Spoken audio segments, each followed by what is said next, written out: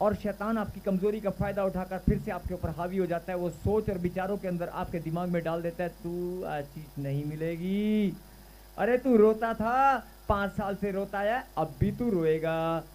और जैसे दिमाग में विचार आएगा आप रोना शुरू कर देंगे, क्योंकि शैतान आपकी कमजोरी को जानता है।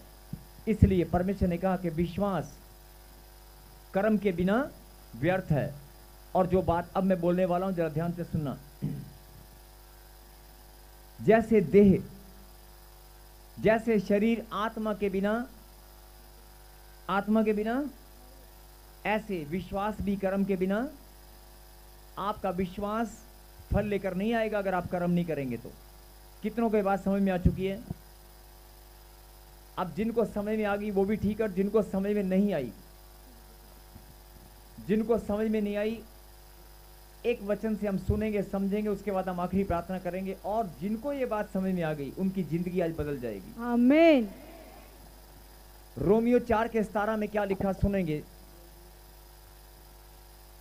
अब्राहिम को, ध्यान से सुने, अब्राहिम को परमेश्वर ने भविष्यवाणी किया और कहा कि तू, सब मेरी तरफ देखें इधर, अब्राहिम को 90 साल की उम्र तक, 90 साल की उम्र तक कोई संतान नहीं थी। और ये बात परमेश्वर ने रोमियो किताब नए नियम में लिखी है, पुराने नियम में नहीं। पुराने नियम में पूरी स्टोरी आप पढ़ सकते हैं, लेकिन ये वचन परमेश्वर ने जहां पर लिखा वो नया नियम है। और 4:17 में क्या लिखा, जरा गहरी बात है, ध्यान से सुने। विश्वास के द्वारा प्रतिज्ञा, पढ़ने को नहीं बोला इसमें। 4:17 में क्या लिखा आप ध्यान से सुने, आप पढ़ लेना बाद में, लेकिन जो मैं बोलने वाला हूं उसे सुने। 4:17 में लिखा, लेकिन उस बात को समझना है पहले कि अब्राहिम के लिए भविष्यवाणी हुआ और 90 साल की उम्र में उसको एक संतान हुई। 90 या 100 साल की उम्र में जाकर उसकी पत्नी और उन दोनों को वो आनंद मिला जो कभी उन्होंने 90 साल तक जिसका उन्होंने इंतजार किया। आज 10 साल 15 साल अगर किसी को इंतजार करना पड़े तो, लेकिन उन्होंने 90 साल तक इंतजार किया और परमेश्वर पे अपने भरोसे को बनाए रखा। बराबर वाले को कहें जागते रहो, क्योंकि अब जो सुनने वाले हो जरा ध्यान से सुनना। 80-90 साल की उम्र तक वेट करना बहुत बड़ी बात है। उन्होंने वेट किया और हम सब जानते हैं परमेश्वर ने उसके लिए एक भविष्यवाणी किया था कि तुझे मैं जातियों का पिता ठहराऊंगा। अनेक जातियों का, अनगिनत जातियों का, पता नहीं कितनी जातियां तेरे, तुझे बहुत सारी, अकेला ने एक संतान नहीं होगी तेरी, एक संतान नहीं होगी, तुझे मैं जातियों का पिता बनाऊंगा। और एक बड़ी सुंदर बात कही थी कि तेरे वंश को, तेरे संतान को कोई गिनने वाला पैदा नहीं होगा। आकाश मंडल के तारों को कोई गिन सकता है, लेकिन तेरी संतान को कोई गिनने वाला पैदा नहीं होगा। तेरी संतान इतनी हो जाएंगी, तेरी संतान इतनी हो जाएंगी कि अगर कोई भविष्य में आकाश मंडल के तारों को गिनती कर डाले, अगर कोई आकाश मंडल के तारों की गिनती कर भी डाले, लेकिन तेरी संतान की गिनती करने वाला कोई पैदा नहीं होगा। और सत्य है कि आज उसकी संतान की कोई गिनती नहीं कर सकता। कर सकते हैं? और अब्राहिम के संतान हम हैं कि नहीं? कहीं हालेलुया। अब जो गहरी बात है उस यहां तक आप सब जानते हैं कि 90 साल 80 साल की उम्र में, 80-90 साल की उम्र में जाकर पति पत्नी को आशीष मिली।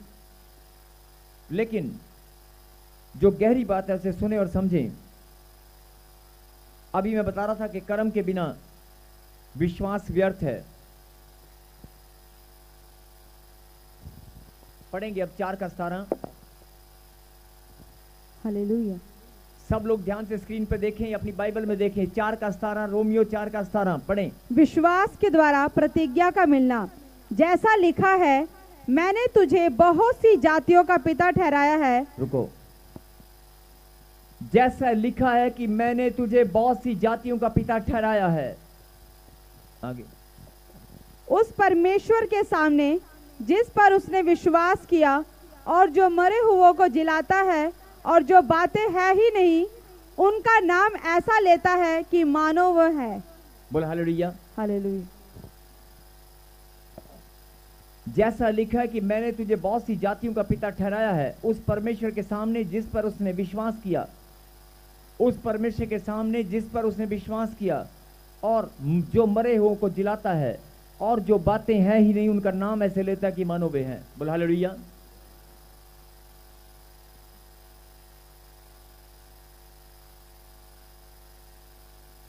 कुछ समझ में आ रहा है? यस।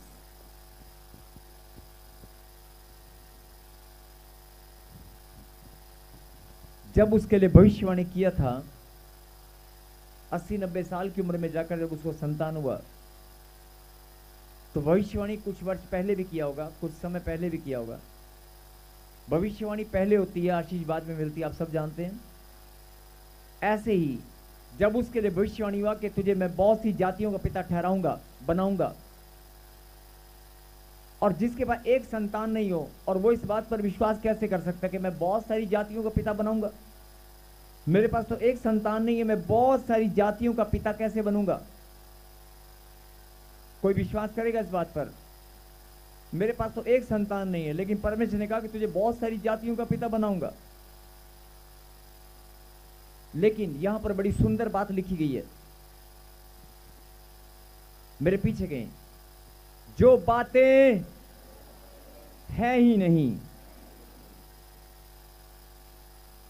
और जो बातें हैं ही नहीं उनका नाम ऐसे लेता है कि मानो वे हैं। अगर आपके लिए भविष्यवाणी हुआ है, आपको 15 साल से संतान नहीं है, 10 साल से नौकरी नहीं है, या 20 साल से आपके पास मकान नहीं बना पाए, आपके लिए भविष्यवाणी हो चुकी है कि आपका मकान बनने वाला है। Yes amen. सुनो, आपको संतान मिलने वाली है, आपको ब्लेसिंग जो आप 15 साल से 10 साल से ढूंढ रहे हैं वो मिलने वाली है। लेकिन अभी मिली तो नहीं है ना, अभी भविष्यवाणी हुआ है। क्या हुआ है? अब एक एग्जांपल से समझेंगे। अगर कोई आपके लिए भविष्यवाणी हो, आपके पास मकान नहीं है, कि आपको मकान बनने वाला है, अभी मकान बना ही नहीं है, तो अब आप क्या करेंगे? हाँ, मेरे लिए भविष्यवाणी हुआ, थैंक यू, मेरे लिए भविष्यवाणी हुआ, थैंक यू, मकान बन जाएगा, ठीक है, इट्स ओके। आप प्रार्थना करेंगे, प्रभु धन्यवाद, मेरे लिए भविष्यवाणी हुआ है, मकान बन जाएगा, ठीक है, थैंक यू।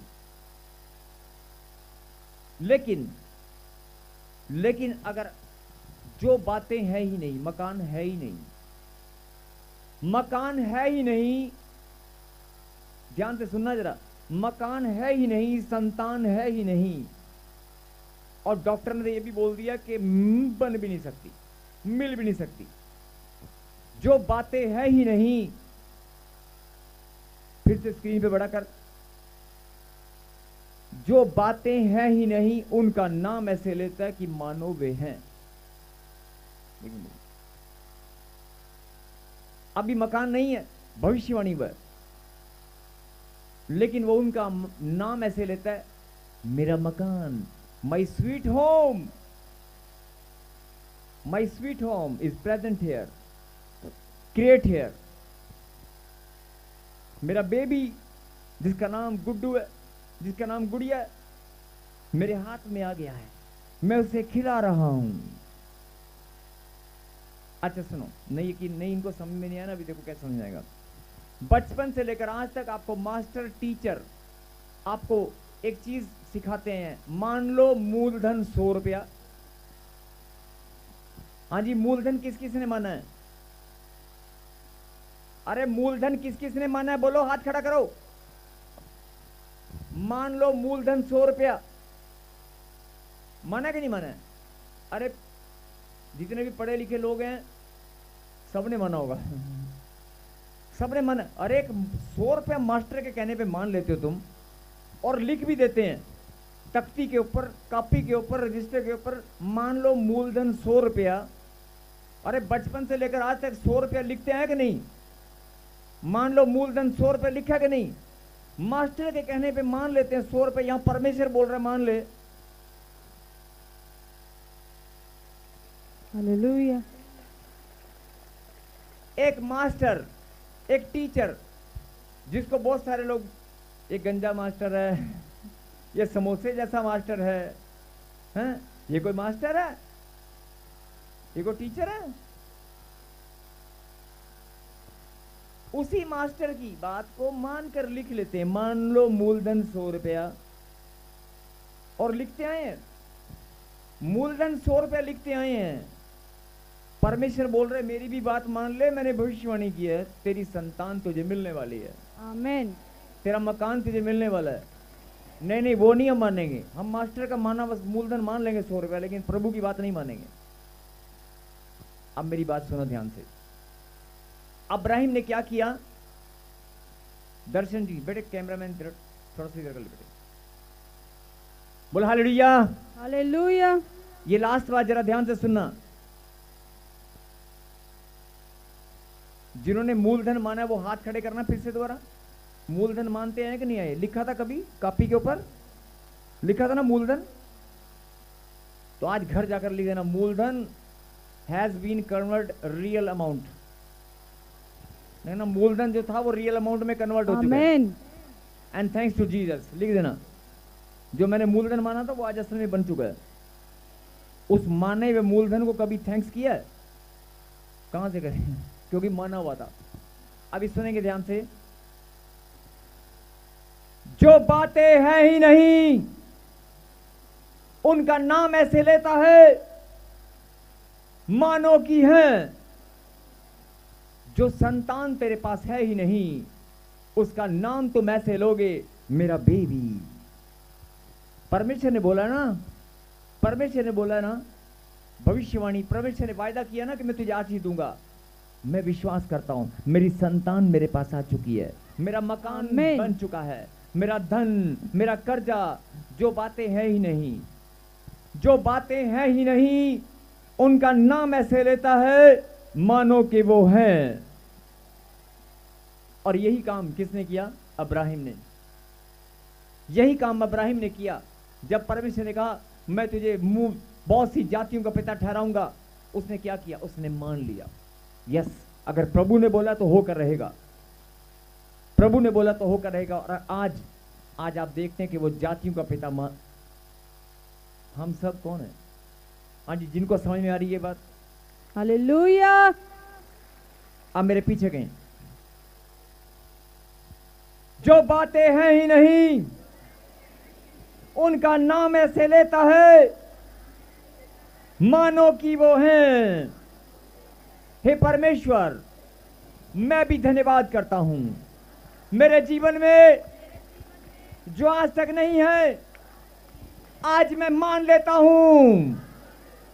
जो बातें हैं ही नहीं, जो असंभव है, मैं उसे मान लेता हूं।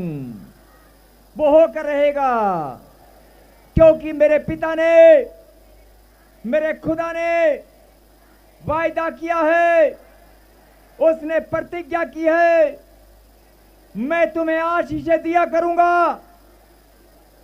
कहें आमीन। और अगर खुदा ने कहा कि जब तुम इजराइलियों को यहोवा के नाम से आशीष दिया करोगे तो उनके मुख पर मैं अपने प्रकाश को चमकाऊंगा और उनको मैं भी आशीष दिया करूंगा। अगर कोई खुदा का दास भी, बाइबल में लिखा है गिनती के अध्याय में, अगर कोई खुदा का दास भी परमेश्वर की संतान को, प्रभु के लोगों को अगर आशीष देगा तो परमेश्वर ने कहा कि मैं भी उसे आशीष दूंगा।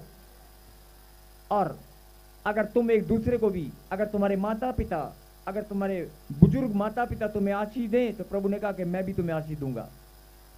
और प्रभु ने अगर वायदा किया कि मैं आशीष दूंगा तो वो एक नहीं है, जितनी भी आशीषें, आप उत्पत्ति का अध्याय पढ़कर देखना, आदम को जितनी भी आशीषें परमेश्वर ने दी वो आदम के लिए थी। आदम के वंशज हम भी हैं। आदम के लिए जितनी इस धरती पर, इस आसमान के नीचे, धरती के ऊपर, स्वर्ग के नीचे जितनी भी ब्लेसिंग मनुष्य जाति के लिए बनाई गई है वो सब किसके लिए? हमारे लिए हैं। वो किसके लिए? हमारे लिए। यस, वो हमारे लिए हैं। और आपको लगता है कि मेरे पास मकान नहीं है, मेरे पास संतान नहीं है, मेरे पास नौकरी नहीं है, मेरे पास गवर्नमेंट जॉब नहीं है, मेरे पास ये नहीं है, मेरे पास वो नहीं है। अरे जो बातें हैं ही नहीं वही तो परमेश्वर तुझे बताना चाहता है। मान ले कि हैं। आमीन। अगर मान लेगा,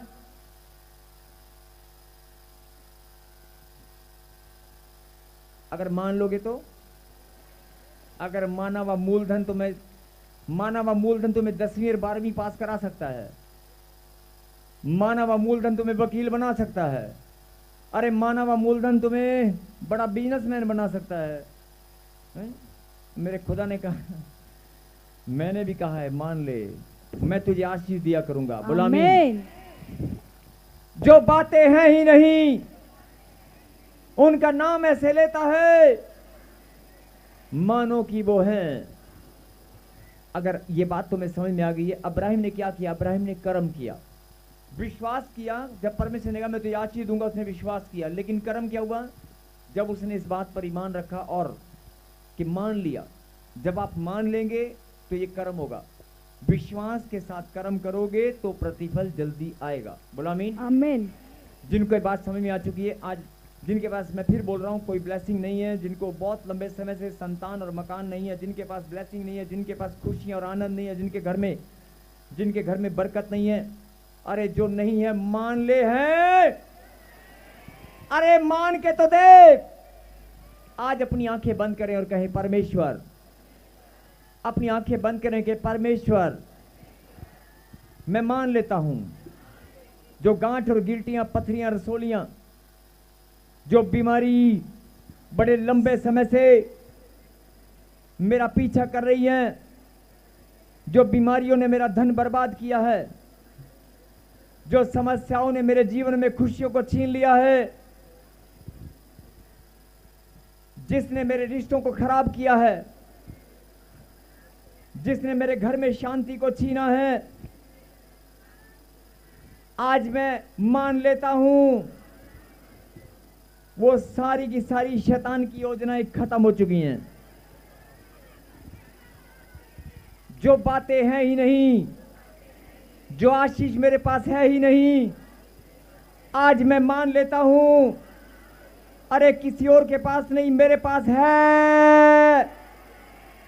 मैं धन्यवाद करता हूं। मेरे पास मर्सिडीज गाड़ी है। अगर आपके पास बड़ी महंगी गाड़ी नहीं है तो आप बोल दें, यस, आप बोल दें मेरे पास गाड़ी है। अगर आपके पास सोना नहीं है, आप पहनना चाहते हैं तो बोल दे, अरे सोने को परमेश्वर अपनी संतान के लिए बनाया है। एक लास्ट उदाहरण और दूंगा, सुनेंगे ध्यान से। आपने अगर कोई, हाँ जी, सुनना चाहते हैं? सुनना चाहते हैं? अगर कोई बहुत बड़ा करोड़पति, अरबोपति, बहुत बड़ा धनी व्यक्ति जिसके पास कम से कम 500 गाड़ियां हों, उसके घर में अगर कोई 10 करोड़ का कुत्ता भी होगा ना, और 2 करोड़ की भैंस होगी, और 1 करोड़ का अगर घोड़ा भी होगा ना, सोने का पट्टा उसके गले में कभी नहीं देखोगे। सोने की संकल भैंस के लिए कभी नहीं देखोगे। हाँ जी, देखोगे? जरा ध्यान से सुनना। अगर करोड़पति, अरबोपति भी कोई इंसान है ना, उसके घर में अगर कोई 2 करोड़ की भैंस है ना, तो 5 लाख की सोने की चैन उसके गले में नहीं देखोगे। कई लोग भैंस को लोहे की संकल बांधते हैं ना, तो उसको भी लोहे की संकल ही बंधेगी। अगर वो 5 करोड़ की भैंस भी है तो उसको लोहे की संकल, सोने की संकल नहीं बनेगी। देखा कभी? जरा ठंडे दिमाग से सोचो। अरे करोड़ोपति आदमी अगर उसने घोड़ा पाल रखा है, बड़े महंगे महंगे कुत्ते लोग पालते हैं, लेकिन कुत्ते के गले में लोग सोने की चैन देखी है क्या कभी? घोड़े के गले में आपने लगाम सोने की पट्टी बनाकर देखा है कभी? क्यों? क्यों? क्योंकि प्रभु ने कहा सोना भी मेरा है, चांदी भी मेरी है, और जो मेरा है वो मेरी संतान का है। उसे कुत्ते और जानवर नहीं पहनेंगे। यस, आमीन। सोना और चांदी परमेश्वर की संतान के लिए। इसीलिए प्रभु ने कहा जो ब्लेसिंग है, जो धन है, वो मेरी संतान का है। जो आशीषें हैं वो मेरी संतान की है। ब्लेसिंग जानवरों के लिए नहीं है। हाँ जी, एक उदाहरण और दे रहा हूं। कितनों को वीजे की ब्लेसिंग चाहिए? वीजे की, हाथ खड़ा करना। और जिनको वीजे की ब्लेसिंग चाहिए उनके घर में क्या, अगर जानवर हैं तो जानवरों का वीजा ऑफिस होता है क्या? जानवरों का वीजा ऑफिस होता है? अगर वीजा ब्लेसिंग आपके लिए है, अगर वो जानवरों के लिए होती तो एम्बेसियां जानवरों के लिए भी बनी होती। जिनको समझ में आ रही है वो ताली बजाकर धन्यवाद।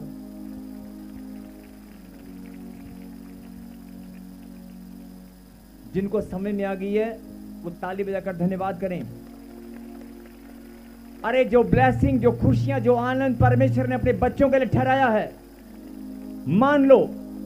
अगर तुम्हारे पास नहीं भी है तो मान लो वो तुम्हारे पास है, और धन्यवाद करना शुरू करो, तुम्हारे ही पास आने वाली हैं। जो बातें हैं ही नहीं, उनका नाम वो ऐसे लेता है मानो के हैं। अगर ये बात तुम्हें समझ में आ गई है, अगर मेरे पास ब्लेसिंग नहीं भी है ना, मेरे पास चंगाई नहीं भी है, तो आज मैं मान लेता हूं कि मैं चंगा हो चुका हूं, मैं मान लेता हूं। और जब आप एडवांस में धन्यवाद करना शुरू करोगे तो परमेश्वर, जिनको बात समझ में आ गई है,